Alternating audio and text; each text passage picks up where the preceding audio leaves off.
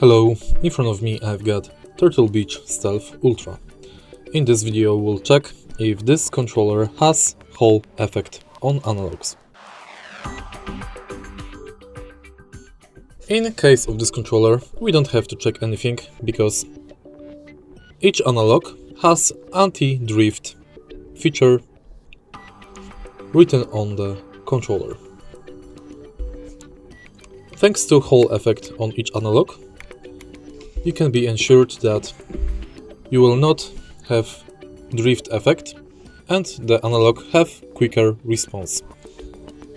If you find this video helpful, please leave like, comment and subscribe.